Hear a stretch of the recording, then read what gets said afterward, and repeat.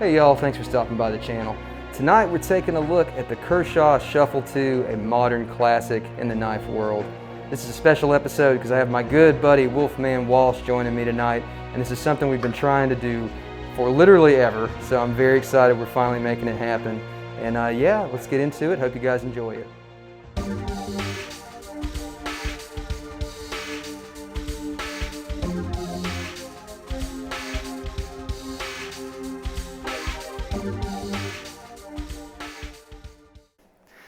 All right, man, well, let's just get into it, I guess. I'm gonna let you do the honors since it's your knife. This is my favorite thing about this knife, guys, that we're about to break into here. Why don't you start us off, man? Yeah. Show us how it's done.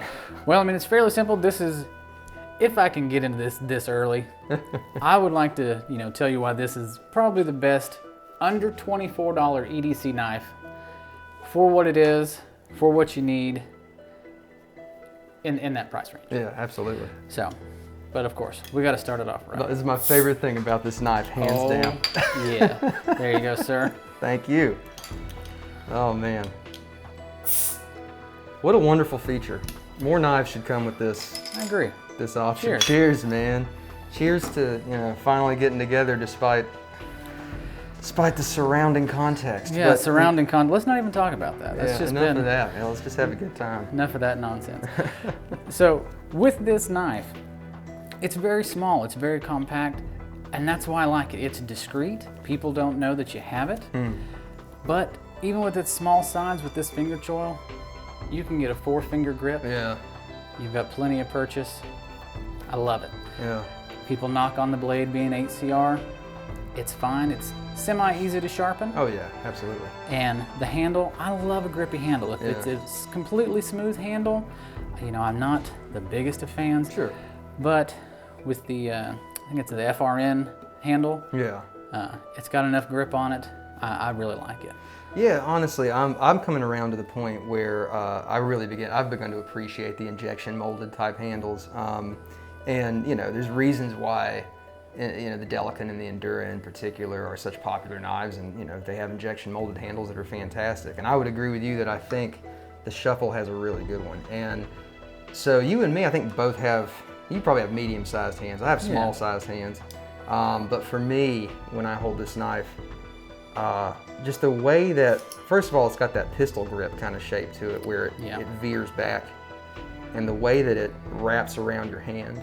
Now, if you have large size hands, this may not work as well for you, but I don't know, for me, and obviously for you as well, it just, oh man, it just fits right into place. So let me ask you, what's your experience been with it in regard to performance? Like, how's it done for you? You mentioned that people like to bash on 8CR, but it's just because it's an easy target. Like, it's a good steel and it sharpens really easily. So can you speak to that a little bit? I can speak to that with you being here, of course, because you've helped me sharpen it at least twice. But it does get the job done. The edge may dull, but with the Tonto blade, if you're needing to pierce something or to slice something, I mean, the Tonto blade, you can't really go wrong with that. If I'm to pick a favorite blade, I'm a cleaver man, but Tonto comes in at a close second. Yeah, I can see that. But for everyday carry, it's perfect. You got your deep carry pocket clip that everybody loves. But this is probably the one that I carry the most at work, because I work in we'll say a medical setting, an office setting, and not everyone's really fond of pocket knives, right. Especially some of the larger cleavers that I would tend to carry on the weekend. But this is small enough, it's discreet enough, and I can fidget with it, right, and no one sees it. Right. And it's unique enough that if people do see it, they go, wait a minute, what's this about over here? That's interesting. And so I can explain to them. I'm like, well, I mean, yes, it's a bottle opener, which is good for any Friday night. But it's also got a flathead screwdriver. I don't know if that shows up well. Yeah. I have used the flathead screwdriver, I will say primarily for light switch bolts. Okay. That's about it. I have used it as a pry bar once too. I'd imagine it'd make a pretty good It's a pretty good pry bar. I think I was on a hunting trip and I was trying to pry something open, I think a can or something, but it worked pretty well. Yeah. I didn't really want to test it, but I got done what I needed to get done. Yeah. If I have one negative, it's not even about the blade.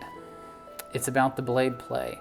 The pivot here loosens very easily, or it's because I'm such a fidgeter and flip it constantly. Honestly, to speak to that, it's one of those things, it's a result of fidgeting. I swear, hands down, I will Loctite a pivot down, and they say you need to leave it for 24 hours for a full cure, and I won't touch that thing. And I'll sit there and, it'll be good for about 2 or 3 days of using it, and then 4 or 5 days in, I start feeling that wiggle. So I wouldn't fret over that too much. I just think it's one of those things that, if you're a fidgeter, then yeah, that's inevitable. So best thing you can do, is just get some Loctite in there, kind of help fight it a little bit. But eventually, that blue Loctite, it's gonna work loose. Let me ask you too. You when you're talking about your carry philosophy with it, you back pocket carry, right? This I at work do back pocket carry. Okay. I have 2 different, we'll say, work style of pants. I have slacks, and then I have some 511 khaki tactical pants that have side pockets. Yeah. So if I'm wearing those, I will side pocket it. But if I'm wearing slacks, this is definitely a back pocket. Again, discretion. Nobody's ever really looking behind me. So yeah, I just developed being a back right pocket carry type of person. So how does that work with you? Because I would say most people are in the tip up school of thought. So with this knife being, it's either side, but it's tipped down. It's tipped down. Is that something that, with your experience, do you typically just go with however it comes from the factory, or do you have a preference? I typically go with however it comes from the factory. Okay. The only one that I've ever changed the pocket clip on is actually my least favorite knife. It's a Ken Onion, it's a Kershaw, it is the leak? No, it's the smaller one, it's the Scallion. Scallion, yeah. Yeah. So why is that your least favorite knife? The reason I don't like the Scallion is because it does have a lock, but that lock has broken many a times, and it is... Oh yeah, I think I fixed that one for you. You did, yeah. I had to call but they have a great warranty department. Yeah. They sent me a new lock. Yeah, I got it. Warranty Kershaw's awesome about that. They are, stuff. and hey, Kershaw, hook me up. Yeah, They're great about that. And so they sent me a new one. You put it on there, but I actually broke that lock in a hunting trip. All these are going to refer back to hunting trips. I was literally just climbing down out of the tree stand, and the lock broke. And just with it being a light trigger with that speed assist, it opened in my pocket and actually cut the inside of my jeans. Oh, jeez. Yeah, that's not good. So, and it was, I'm trying to think, it is tipped down as well. Okay. Yeah, I can picture it in my mind. So, that is the only thing I don't like. This one being tipped down, I don't mind at all. Well, let's do this. I'm going to go ahead and dive into this thing, and we'll do a little bit of maintenance on it if that sounds good. Sure. And I will say one other thing. With the Shuffle II, you can get this in many colors. Yeah. On the website, Amazon, anywhere. The 3 main is a black, an OD green, and the Coyote tan, or the FDE, whatever you want to call it. Yeah. But then they also have a Hunter orange. They've got purple and teal for the ladies, or the guys. Well, it's 2020. But yeah, there's probably 20 different color options that you can get, and the finish. There's 2 different finishes as well. So this is the one I like the most. Actually, I think it was $21.99 when I bought it. Yeah, that's the other thing about these. So I'm going to jump in here, guys. I believe this is a T10. It's an 8. T8, thank you. That's the other thing about the Shuffle II is it's, in terms of value, like it's really an absurd deal. Very hard to argue with. And again, like you were saying before, if you ever have any issues with it, Kershaw and just Kai in general, they're moving to a T6 for the body screws. Their warranty service is just fantastic, and they'll take care of you. So while I'm taking this out, let me ask you this. In your collection, does this, you were mentioning this is like kind of just the perfect EDC knife. Mm-hmm. Is that the primary role that this fulfills in your collection for you?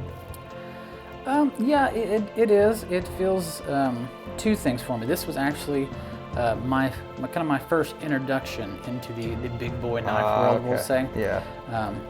Because I've owned several knives, but nothing that I've ever, I don't want to say been proud of, because that sounds like, those other ones are just junk. But this was something I like looked into. I did some research. Did some research of what I wanted, and this fit the mold. So this was my first intentional purchase.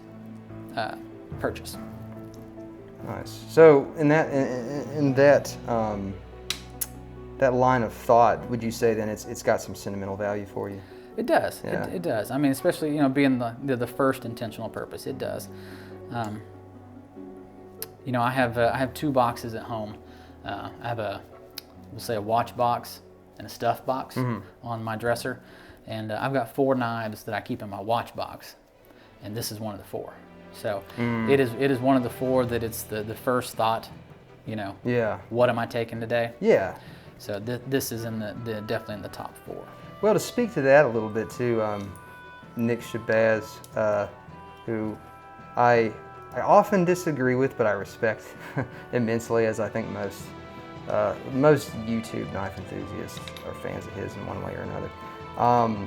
He once said that some of the best knives that you'll have in your collection are often ones that in some ways are boring because they are so unanimously good at what they do that you don't even think about it too much. You know, you just pick it up in the morning and that's the knife you want to carry. That's true. And I feel like this could be a contender for that kind of a title. For me, in particular, it's the Spidey Chef. If I'm having a bad day and I just don't want to think about it, you know, that's the knife I pick up. There's plenty of days where it's like, you know, you're feeling under the weather or something, and let's see if that's gonna come off. Yeah. And it's just easier to not think too much about it. And I feel like, to me, the Shuffle is just so straightforward, no frills. You know, it's going to get the job done for you, and at the end of the day, it's going to open a beer for you. So it's hard to argue with. Gosh, this is a very simple knife to disassemble too. Organize this a little bit better. So do you have, what overall, I know I said my favorite thing about it is the ability to not only cut things, but also to open beer bottles. What's your favorite aspect of this knife? If you haven't, you may have already actually elaborated on that. I think I did, but I'll go back over it again. I think it fits every purpose that I need in a day. Right, yes. Yeah, you did mention that earlier. You know, there's not a day that I don't need to open a box or open a beer. You know, if I need a screwdriver, I've got that. If I need to hammer something in that's, you know, not too big, I can do that as well. And it's also a good conversation starter. It's a good fidgeter. I mean, this just fits the literal everyday carry for me. And, you know, this is the one where it doesn't matter what I'm wearing, whether it be gym shorts, jeans, work slacks, this is gonna carry. Yeah. You know, we've both got ZTs that are heavy, not a gym shorts kind of knife. Oh, absolutely. You know, and then I've got a hunting cleaver, we'll say, that's ridiculously heavy, not a gym shorts kind of knife. Right. This, if I just was running to the grocery store and, you know, wasn't getting all dressed up or whatever, throw it in a gym shorts, you're not gonna know it's there. Oh yeah. It doesn't weigh anything. Yeah. And you're good to go. Nice. I'll let you do your thing. Yeah, there. on that note, guys, we've got this thing fully disassembled. This is our exploded view of the Kershaw Shuffle II.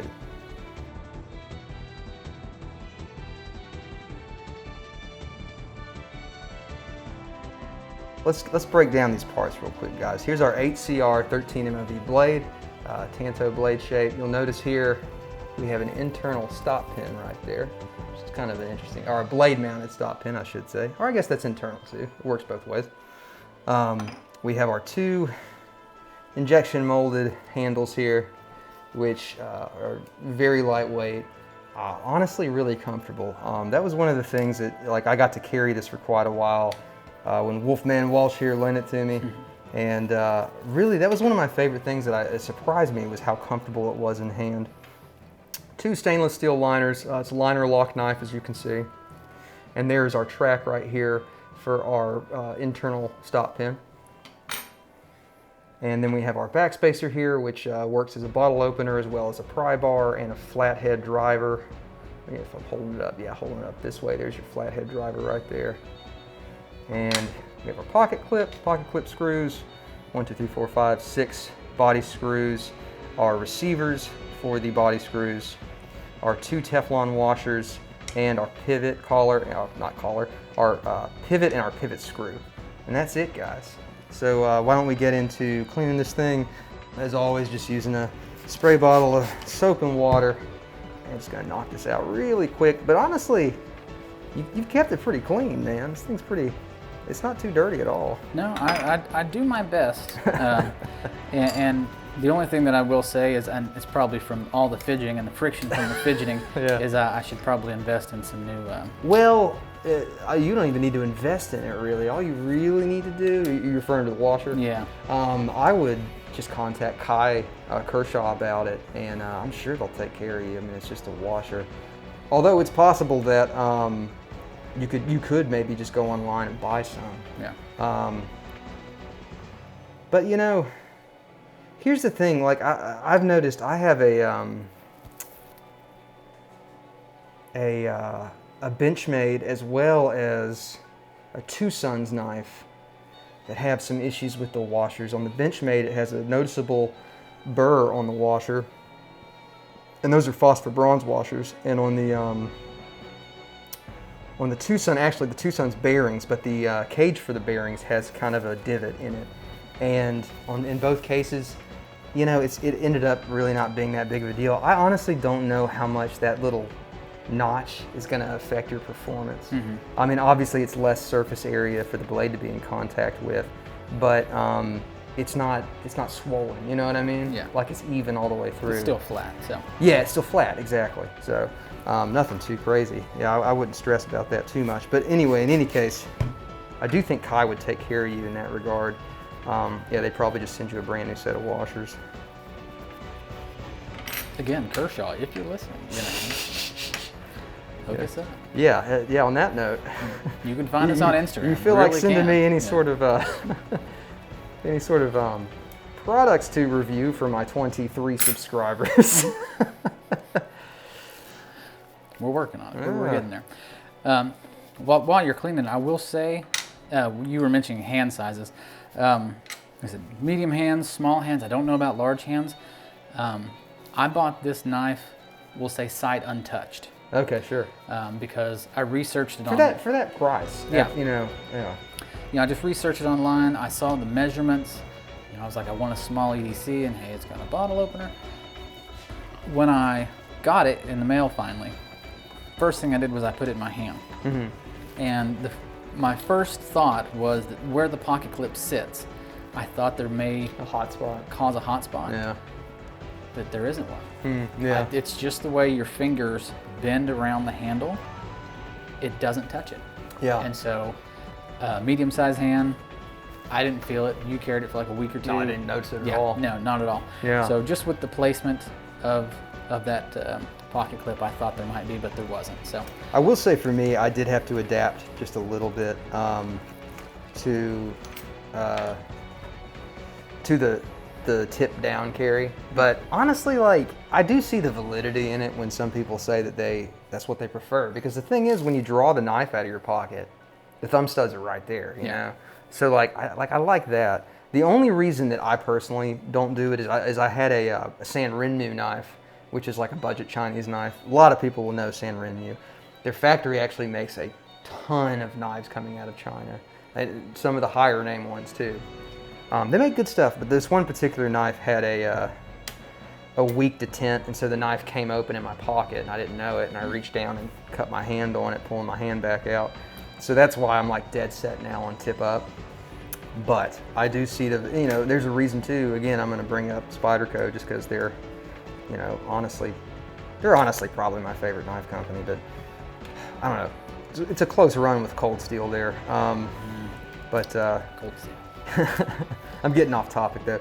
But Spyderco, man, there's a ton of knives Spyderco ships that are, tip down. Let's get them confused. They ship tip down from the factory. Well, and Kershaw's the same way. I mean, I have 4 Kershaws, Mm-hmm. and I think 2 are tip up and 2 are tip down. So, I mean, it's 50-50 in my box right now. Let me highlight this real quick, guys, just so you know. Captive pivot on this knife, which is a nice touch. So we have a D-shaped hole for oh boy, for the D-shaped pivot. Y'all, I didn't just make a joke, so just bear with me. At least I didn't say anything more. Calm down, comments. Easy now. So anyway, guys, I'm going to go ahead and start reassembling here. But it's a nice touch, man, on a $20 knife that, you know, they at least they make the pivot captive. I really appreciate that. So I did look before I come to make sure they were still in that price range, and they are. Amazon has them for 20. The the Knife Center, sorry, I think has them for 22. Okay. Blade HQ also has them for 22. I mean, you really can't beat it. Oh no, man, it's a fantastic deal. I'm going to switch up the order of the way I'm doing things here, guys. I'm going to go ahead and try to get these receivers on first on the body screws. Now this is all Greek to me. I can disassemble a firearm and clean it, but disassembling a knife, that's why I bring them over here to the man himself. Because I'm afraid I would drop or lose one of these things. I'm more of a bull in a china shop than I am a fine craftsman. Oh, I'm not a fine craftsman. Yeah, but I just enjoy it. You know, it's just fun. It's therapeutic to me. But you know what's funny is, guys, we've actually talked about this before. We wanted to do a YouTube channel where he taught me about firearms, because I don't know the damn first thing about firearms, and I taught him stuff about knives. Like, that would be a freaking fun YouTube channel. Unfortunately, neither one of us really has the time or the resources for that. Maybe one day. One day. Yeah, I mean, God, man, like, that would be a blast. Just. I mean, I have plenty of resources. That's true. Just don't have enough hours in the day. Right, exactly. We both.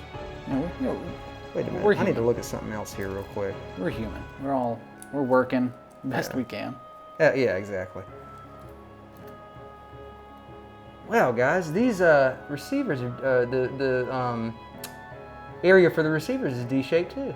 That's fantastic. I'm just saying, man. God, for 20 bucks, the fact that they're doing that, Jesus, that's really cool. It makes life a lot easier. So, and I noticed this, that the receivers have flats as well. So these receivers are captive receivers. So nice touch. I'm really impressed with that. Now, so that would be like an upgrade, more or less. So do you think they did that and saved money doing the molded handle versus like a steel handle or a titanium handle? Where's the trade-off there in the value? I would say it's probably the molded handles. Honestly, I'm not even sure they're FRN. They might just be plastic. So I would say it's going to be the molded handles, yeah. I mean, honestly, it just depends on your perspective. Well, like I said, I'm new into the game, so I'm learning the different types of handles. What handles are more expensive versus less expensive? What makes a knife expensive, other than the blade steel itself? That's the first thing I really have begun to learn about is the blade steel. I have about a dozen knives. Like I said, only the last 4 or 5 that I've purchased have I really started paying attention, this being the first out of the bunch. You know, a lot of them just say stainless, so you don't know actually what steel you're getting. Yeah. And I'm not going to knock, is it Frost Cutlery? Is that who it is? Frost? Yeah, there's a Frost Cutlery. There's a Frost Cutlery. I have a kind of a buoy-shaped dagger that I've taken camping. It has cut wood. It has cut steaks. It's that big black one. Oh yeah, I know exactly which one you're talking about. It's a Frost Cutlery. Yeah. But I don't know what steel it is because it just says stainless steel. You know, with Frost Cutlery, it's probably like 420J or something like that. But you know what? But I've looked it up. I've tried to look it up online. I have no idea what steel it is. So this was another one of those learning experiences for me. Of, you know, I now have an 8CR MOV13. Yeah. I have a 3CR in a cleaver, which I really like. It is a heavy blade. Well, let me ask you, that 3CR, man, I mean, that can't be holding a crazy edge for you. It's doing pretty well. Is it doing well? It's doing pretty well. I haven't tried to sharpen it yet, so we'll see. But no, it's tasted some deer. Can I say that on this channel? Yeah. Absolutely. It has tasted some deer. This is one of these safe spaces for you to say that. Very good. As far as the other ones that I have, I have 2 D2s. Yeah, D2 is fantastic. Guys, I'm going to drop a little bit of oil on the pivot area here. Just using just a dab there. I did, break the bank with the LMAX purchase. Yeah. The ZT, the 0562. And my next purchase, which hopefully will be around Christmas, what did we say that was in? The Sheepdog XL. Let me just. I got to interrupt you real quick. I'm just really impressed with the construction of this knife. It just, everything fits together fantastically, and I can't get over the fact that on a $20 knife they made the receivers D-shaped for the body screws. That's just, it's a small thing, and it's not like exciting, but it's just nice. It's really nice that they did that. Anyway, sorry to interrupt you. You were talking about the the Kaiser Sheepdog. Yeah, that's gonna be my next purchase, and that's got a completely different steel too. Yeah, isn't that BD1? Yeah, I think you're right. I think it was BD1. They did that, and actually they've done that knife in a bunch of steels, but. So yeah, I'm learning. I'm learning steels. I'm learning D-shaped, all sorts of things. So I'm excited for you to try that BD1 steel. I think you're gonna enjoy it because it sharpens up. It's a little bit harder than 8CR, but it's still pretty easy to sharpen it. And of course, I'm always more than happy to sharpen it for you, but if you ever wanted to do it yourself. Actually, let's do this, guys. I'm gonna put the liner on first. Now this is gonna be a little, no it's not. If I put enough pressure, I think those receivers will, no they don't come, they're not gonna wanna come through. Here's the problem. I think. Push that through a little bit. Yep, that's it. That was sticking out. So yeah, guys, so it looks like, yeah, the D-shaped, the flats on the receivers, the receivers are wide enough that it'll extend through both sides of these liners. So yeah, this is God, I'm having a bit of a knife disassembly nerd moment here, but for the money, this knife has impressed me in a lot of ways. And I'm gonna say it right now, like I've seen people make fun of the Shuffle, and I just don't think it's fair. It's just a fun little knife. It's really, really well made, well constructed. It's got a great Tanto shape. And again, 8CR, there's an episode of Knife Banner, it may not have been Knife Banner, but it was a Blade HQ video where Ben and a bunch of the guys went out camping, and all the tools they used were, more affordable steels. 8CR being one of them. Yep. And you know which video I'm talking about? And they got a ton of work done, just as easily with the 8CR steel than I would have done with S35 or whatever. It's like, so I think a lot of the hatred of 8CR is just totally unwarranted. And I'm beating a dead horse here, but I'm willing to die on this hill. So. Well, and that's another thing about it being a budget steel. If you break or bust this steel, you didn't break or bust your wallet. Yeah, exactly. And that's why, yeah, for my job, I tend to carry an affordable knife. That's if I lose it, that's when I'm working on location. But if I lose it, it's not a big deal. Ooh, a little too much there, guys. That's what always happens. Now, y'all notice I didn't Loctite the body screws, and the reason why is Wolfman Walsh and I here will be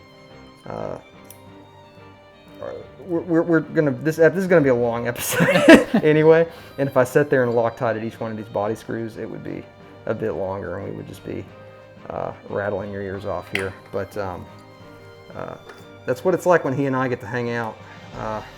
Honestly, I'm grateful for that right now, just because the insanity of the world has. That's true. And this has gone pretty much par for the course. We try to pick a topic and stick with it, and then we end up on side tangents. But we always come back. We make it back, make it back around. Now I'm gonna let you adjust the pivot because let me go ahead and pop the pocket clip back on. Okay. But you're very particular about the way you like your pivot. You like it a little bit loose, right? Well, for this one, not super loose. Okay. This one I actually like it a little tighter, but yes, there are some that I prefer them loose. Okay. Well then I'll let you take care of that. Let me pop my T6 back on here. So guys, just to recap, all the screws are T6 except for the pivot, which is a T8. And this episode though was really important to me because this is what I really wanted to do with this channel was conversations like this with other enthusiasts. And Walsh here was one of the first people that came to mind. Also, my old man might come for a couple episodes, but a lot of that, obviously kind of went out the window. I just want to be a fly on the wall for the episodes with you and your dad. That's just. You're more than welcome. I'm just going to sit over here and just come listen. Hang out, dude. Yeah, my old man, he'll be entertaining if nothing else. Yes. So there it is, guys. All put back together. Walsh, I'll let you do the pivot adjustment here. Yeah, that's good.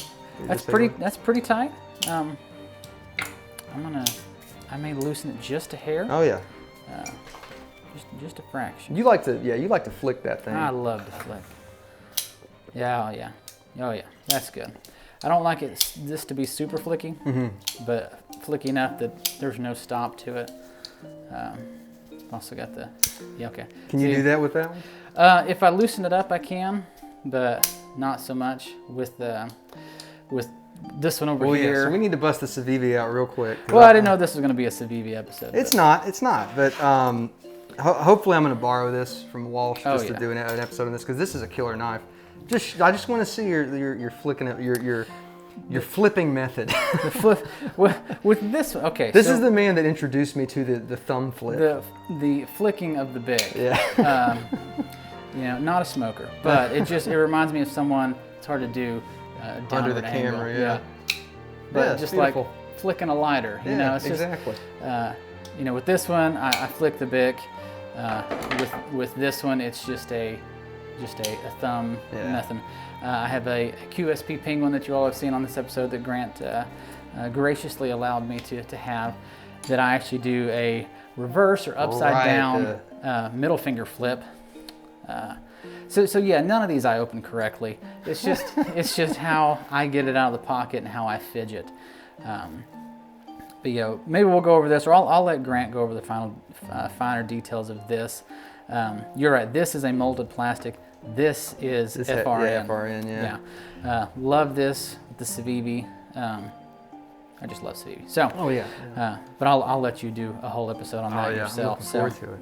Well, hey guys, thank y'all so much for stopping by. I'm definitely going to have Walsh on for another episode. So hopefully maybe this one. I mean, if we can make it work, man. We'll see. It's all the craziness right now. We've both got plenty to go around. So. Yeah, that's true, man. My God, we got a lot to work through.